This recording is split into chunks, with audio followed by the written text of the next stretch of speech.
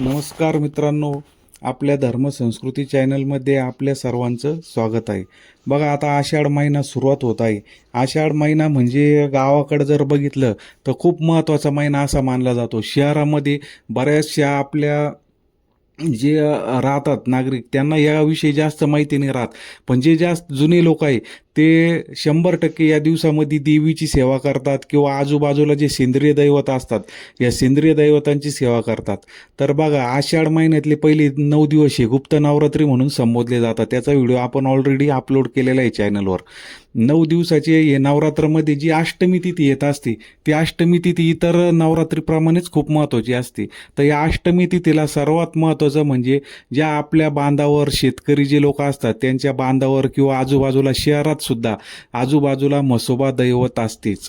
म्हसोबा दैवत मावल्या ह्या असतातच, शेतामध्ये असतात किंवा शहरामध्ये असतात, पाणवठ्याच्या ठिकाणी असतात. तर या अष्टमीच्या तिथी खूप महत्त्व आहे की म्हसोबा देवताला आहे ना आपण शेंदूर लावायचा आहे, त्यांना नैवेद्य दाखवायचा आहे, त्यांचा टोपी टावेल घालून मान सन्मान करायचा, तिथे एक लिंबू ठेवायचं किंवा तुम्ही एक अंड ठेवू शकता, सरकीची पेंड ठेवू शकता.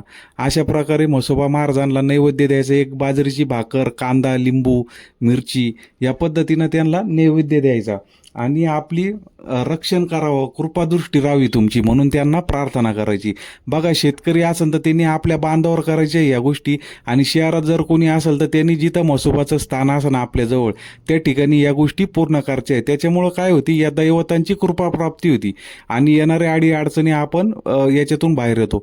बघा, आता या दैवतांची सेवा म्हणजे फक्त यामध्ये म्हसोबा महाराजच आहेत का, मावलायचं आहेत का, यामध्ये सेंद्रिय दैवत म्हणजे ज्या देवाला शेंदूर लावलेला आहे त्या देवांच्या या महिन्यामध्ये मान सन्मान करायचा आहे. तर सुरुवात कुठून होती, लक्ष्मी आई जे आपण म्हणतो, लक्ष्मी आई देवी, ही लक्ष्मी आई देवी म्हणजे शिवावर राहती, गावच्या विशीवर राहती, गावाचं रक्षण करते. जुन्या जर लोकांचं जर म्हणलं तर गावामध्ये जर काही महामारी जर आली तर लक्ष्मी आईला शेंदूर लावून तिला बोकड वगैरे जी जुनी प्रथा होती, आज अंधश्रद्धे विषय नाही हा अंधश्रद्धा पसरवण्याचा, पण जे जुन्या परंपरा चालत होत्या त्यावेळेस लोक हे करीत होते. नागरिक त्या पद्धतीने गावामध्ये त्या देवीला बकरा नैवेद्य, तिच्या दैत्याला तो नैवेद्य देत होते आणि त्या प्रकारे गावामध्ये सुख शांती लादत होती. आज बऱ्याचशा गावामध्ये या गोष्टी होताना दिसत नाहीये बऱ्याचशा, पण गावामध्ये जे जुने लोक आहेत ते बाकी मात्र देवीला नैवेद्य, गोड नैवेद्य का होईना देवीला करत असतात. तर या आषाढ महिन्यामध्ये महालक्ष्मी देवीची जास्तीत जास्त म्हणजे प्रत्येक गावामध्ये काही ठिकाणी यात्रा असतात, पण गावागावामध्ये या देवीची सेवा केली जाते. तर सर्वप्रथम म्हणजे जे तुम्हाला सांगायचं, महालक्ष्मी देवी आहे. सेंद्रिय दैवतामध्ये कोण येतं, बिरोबा येतं, म्हसोबा येते, म्हस्कोबा येतो, मावला येत्या, मुंजा येतो. त्याच्यानंतर काही काही ठिकाणी वेगवेगळी सेंद्रिय दैवतांची नावे आहेत. पण ज्या देवाला शेंदूर लावलेला आहे त्या सर्व सेंद्रिय दैवतांचा या आखाड महिन्यामध्ये आपण मान सन्मान करायचा आहे. तर मान सन्मान कसा करायचा आहे, तर सगळ्यांनी आपल्या जे नावं सांगितले, मुंजाबा असो, म्हसोबा असो, बिरोबा असो किंवा मावलाया असो किंवा इतर कोणतेही देव असू दे, झोटिंग बाबा असू द्या, कोणतेही देव असू द्या, यांना पहिली आंघोळ घालायची. त्याच्यानंतर त्यांना शेंदूर लावायचा आहे. शेंदूर चांगल्या प्रकारे त्यांना शेंदूर लावायचा, त्यांना टोपी टावेल उपरणं घालायचं. फक्त मुंजा देवताला टोपी घालायची नाही बरं का, त्यांना फक्त उपरणं व्हायचं. मुंजा बालमुंजा असतो त्यांना टोपी नाही घालायची. बाकीच्या सर्व देवांना आपण टोपी उपरणं, मावलाय असेल तर त्यांना एक हिरवी साडी आणायची बाजारातून, तो त्यांनी टाकायची. त्यांना खेळणा पाळणा हे सगळं मावलायांना व्हायचं. गजरा वाहत आला तर गजरा व्हायचा. अशी मावलायांना त्यांना एखादी म्हणजे फळं, केळीची फणी आपली ती त्यांना द्यायची, त्यांच्या पुढं ठेवायची. अशा प्रकारे मावलायांचा मान सन्मान होतो. आणि इतर जे देव ते म्हसोबा, बिरोबा, जे बाकीचे देव असन, या सर्व देवतांना आपले एक बाजरीची भाकर, कांदा, लिंबू, मिरची याची नैवेद्य द्यायचा आहे त्यांना.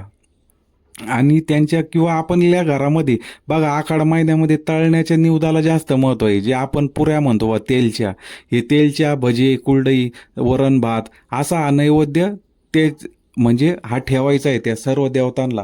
या नैवेद्याला विशेष महत्त्व आहे. या आखाड महिन्यामध्ये हा नैवेद्य त्यांना दाखवायचा आणि त्यांच्याप्रती आपली सेवा रुजू करून त्यांची माफी मागायची. वर्षभर तुमची सेवा होत नाही, त्याच्यानंतर ह्या दिवशी आम्ही तुमची सेवा करीत आहोत, आमचं रक्षण करा, कृपा करा, अशी त्यांना प्रार्थना करायची. जेणेकरून काय होतं, आपलं रक्षण होतं वर्षभर. हे खरे आपले रक्षक देवता आहे. जी आपण ग्रामीण संस्कृती म्हणतो, तर हे खरे सेंद्रिय दैवत म्हणजे आपले रक्षक देवता आहे. तर बघा, शहरात असू नाही तर खेडेगावात असू, सगळ्यांनी या महिन्यामध्ये आपली सेवा या सेंद्रिय दैवताप्रती रुजू करावी. यामध्ये एक राहून गेला जो मुंजा देवता आहे, त्या मुंजा देवताला तुम्ही तळणीचे नैवेद्य दाखवू शकता, पण बाजरीचे भाकर कांदा मिरची ऐवजी त्यांना डाळ, भिजवलेली डाळ हरभऱ्याची आणि गूळ याचा नैवेद्य त्यांना दाखवायचा. आणि आपल्या घरात जे तळलेले पदार्थ तुम्ही जे करणारे मगाशी सांगितल्याप्रमाणे त्याप्रमाणे त्यांना तो नैवेद्य दाखवायचा आहे.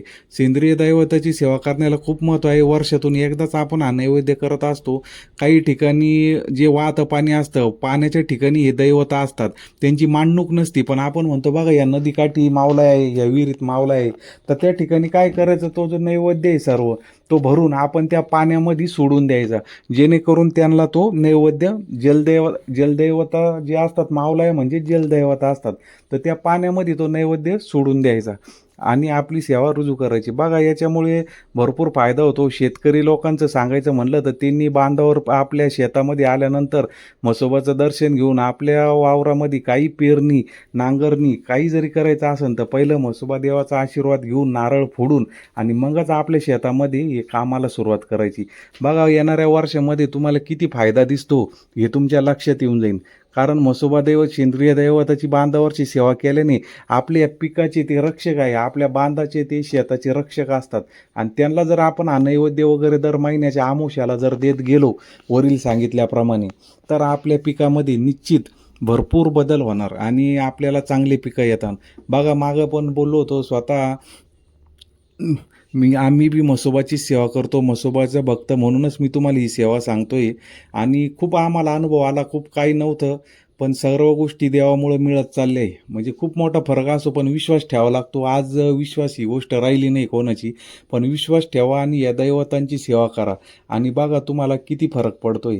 तुम्हाला येणाऱ्या काळामध्ये वर्षभर तुम्ही फक्त दर आमोशाला बांधावरच्या सेंद्रिय दैवतांना नैवेद्य देत चाला, तुमच्या शेतामध्ये किती प्रगती होती हे बघा. आणि शहरामध्ये जरी तुम्ही दिला दर महिन्याला नैवेद्य, त्यांची कृपा मागा फक्त, तुमच्या कामाधंद्यात तुम्हाला आपोआप यश मिळत चालेल आणि तुमची प्रगती व्हायला सुरुवात होईल. तर बघा या आषाढ महिन्यामध्ये सर्वांनी ही सेवा आवर्जून करा. एवढ्यासाठीच हा व्हिडिओ बनवला होता. जास्तीत जास्त हा व्हिडिओ पसरवा, कारण खूप महत्त्वाची माहिती थोडक्यात मी ग्रामीण भागातली पण सांगण्याचा प्रयत्न केलेला आहे आणि रोजच्या दैनंदिन जीवनासाठी खूप महत्त्वाचा व्हिडिओ आहे. तर बघा इथंच थांबतो आणि आषाढ महिन्याच्या सर्वांना शुभेच्छा देतो आणि थांबतो.